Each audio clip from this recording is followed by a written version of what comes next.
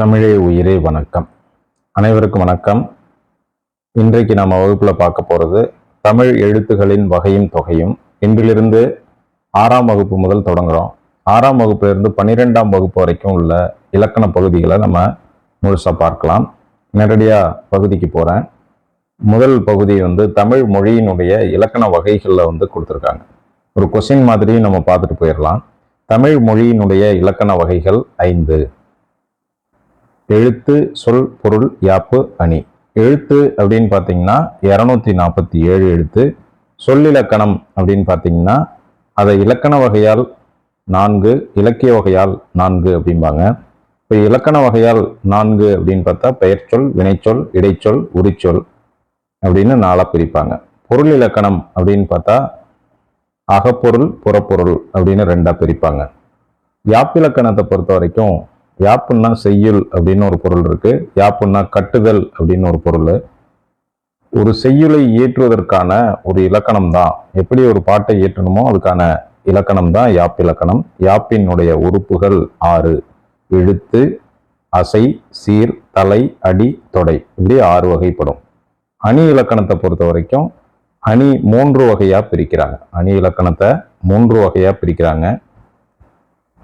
பொருளியல், பொது அணியியல், சொல்லணியியல், இப்படி 3ஆ பிரிக்கிறாங்க. இதெல்லாம் விளக்கமா நம்ம பெரிய வகுப்புகளில், மேல்நிலை வகுப்புகளில் பார்க்கலாம். அடுத்தது எழுத்தை பற்றி கொடுத்திருக்கிறாங்க.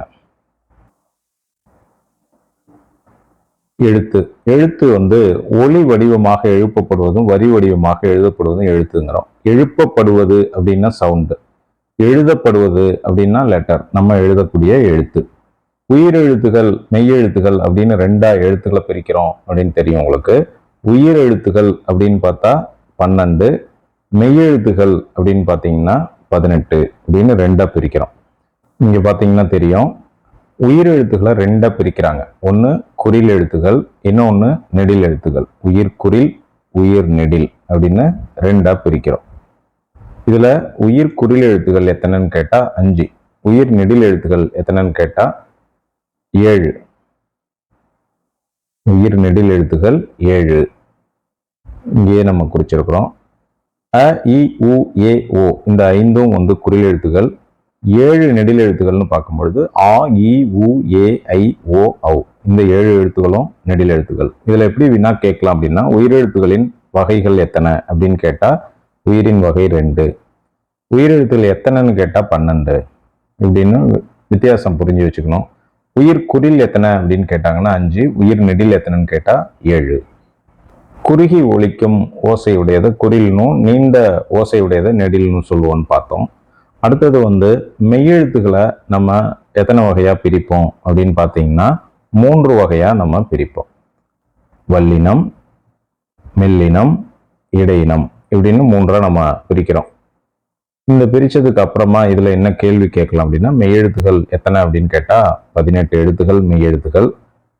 இந்த 18ஐயும் 3ஆ பிரிக்கிறோம். வெள்ளினம், மெல்லினம், இடையினம். 6 + 6 + 6 அப்படின்னு பிரிச்சிடறோம்.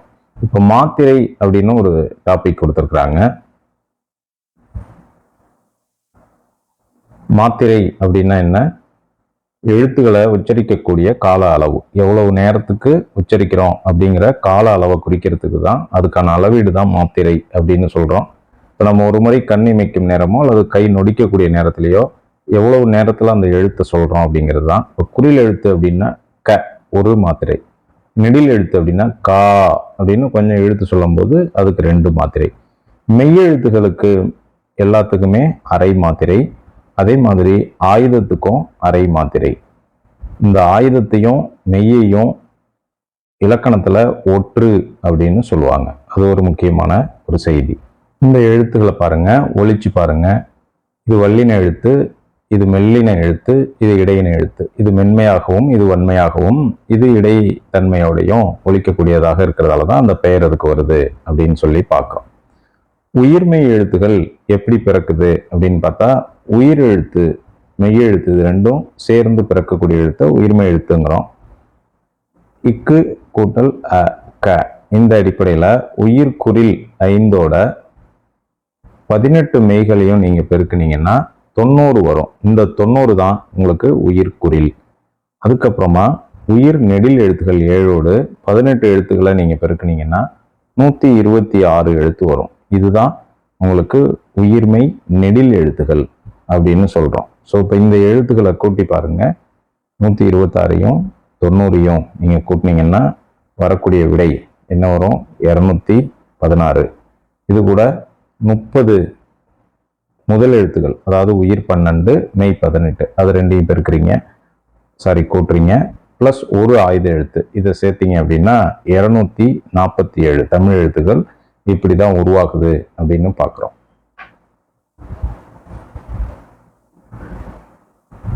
ஆயுத எழுத்த தனிநிலை எழுத்து அப்படின்னு சொல்லுவாங்க. இதுக்கு அரை மாத்திரை அளவு இது ஒலிக்கும்.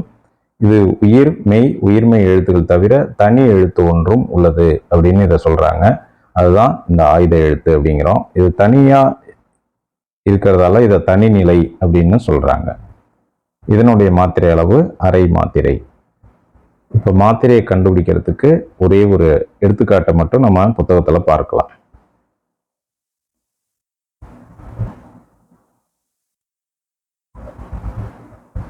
இங்க கொடுத்துருக்காங்க, இங்க பாருங்க.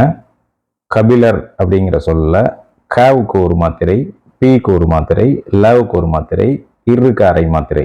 அப்போ மொத்தம் 3.5 மாத்திரை இது ஒலிக்குது அப்படின்னு சொல்றாங்க. ஸோ குறிலுக்கு 1, நெடிலுக்கு 2, ஒற்றுக்கு அரை மாத்திரை. ஒற்று என்பது மெய் மற்றும் ஆயுதம். இப்படி மாத்திரை அளவுகளை நம்ம பிரிக்கலாம். நன்றி. இன்றைய பதிவு முடியுது. முதல் இயல்ல உள்ள இலக்கணம் முடியுது. 2வது இயலினுடைய பகுதியை அடுத்து பார்க்கலாம். நன்றி, வணக்கம்.